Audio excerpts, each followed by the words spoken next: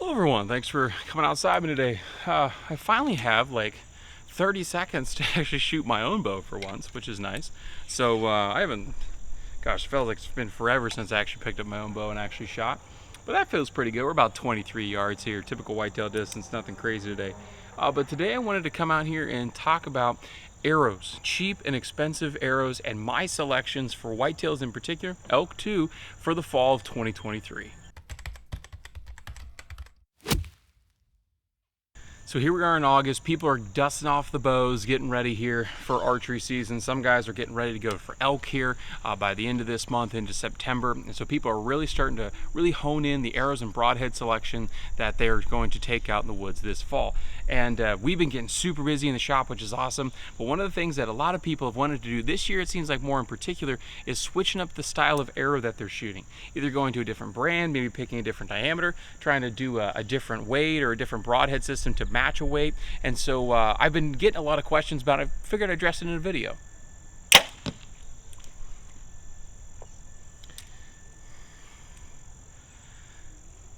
That's never good. The life of an owner of a bow shop. You never had time to work on your own equipment.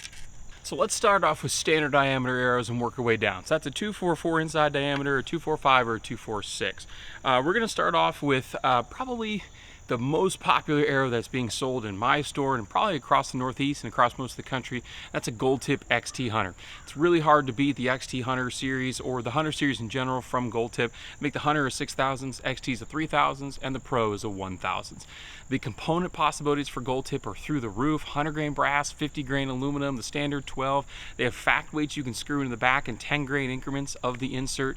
You can get different nocks and nock bushings, all different types of sizes. The XT Hunter line is by far the #1 seller because of that modularity, but also just built like a tank. Standard weights, you know, a 300 spine is like a 9.3. I think it's 8.9 for a 340 and an 8.2 for a 400. So most of those arrows with 100, 125 grain point end up being around 410 to about 470 in terms of grain weight, and that is fantastic for whitetails. It's good for elk too, in particular if you're going to put like a 125 or 150 grain broadhead up front. You can push a 340 or a 300 spine, and you can really get up your weight there and really be able to push through an elk, but also have good trajectory at longer distances. Second place finisher, not by much, and the reasons being is because the components aren't all there, is the V-Force lineup from Victory.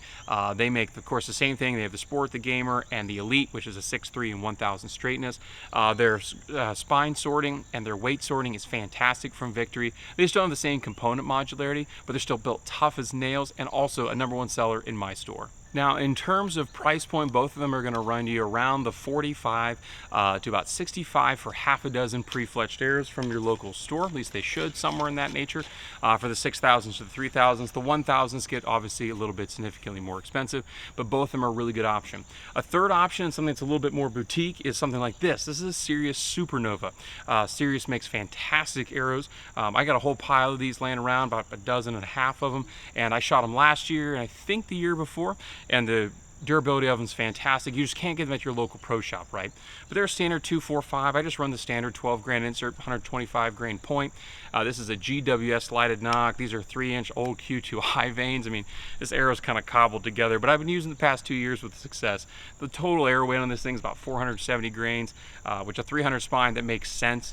And so any of those three for a standard diameter arrow, I think it's going to knock it out of the park for you, whether you're hunting elk, whitetail, pronghorn, mule deer, whatever it may be. Moving down to 204 diameter arrows. Now 204 diameter arrows gets a little bit different because you have 204 diameter arrows that are heavy, like the Easton Axis and the Gold Tip Kinetic or Kinetic Chaos. Then you have 204 that are really light, like the Victory Rip. So they're not a real good apples to apples comparison here, but I'll go through them either way.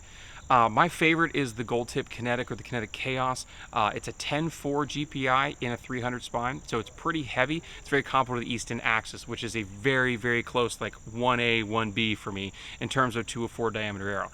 I don't really sell very many of the rips in my store, and the main reason being is that we aren't here in the Northeast concerned with trajectory, right?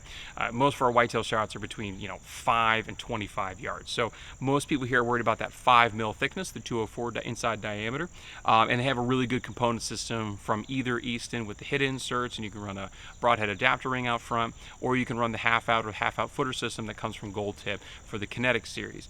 Either one of those for an Eastern whitetail is fantastic. Now, you can still run them out west for elk, but your trajectory is not going to be as good.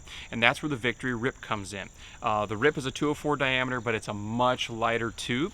And on the front end, it usually runs a heavier stainless steel component, a 60 grain, I think. And then you can throw some 100, 120, 150 grains up front or more if you want. Really boosts your FOC. Your arrow weight is definitely on the lighter side, significantly lighter. I think the 300 is an 8.8, I believe, or an 8.9. That's probably wrong. I'll flash it on the screen. And so that arrow is going to be significantly lighter than the 10.4 or the 10.7 that you get from the Gold Tip or the Easton in that case. And so with that being said, if you're going to shoot longer distances, you're worried about trajectory, or you just want a faster, flatter shooting out east arrow for whitetails, the Victory Rip would be my second opinion. Again, all of those arrows come in a 3,000, 6,000 straightness value, or even tighter. If you want to go with the Victories, you can get the Elites. And also with the Victory, you can get the TKO series, which a lot of guys have really gravitated towards. Although in my past testing with the TKO series, they're not really that much more durable than the standard V-Force or the VAP or the RIP.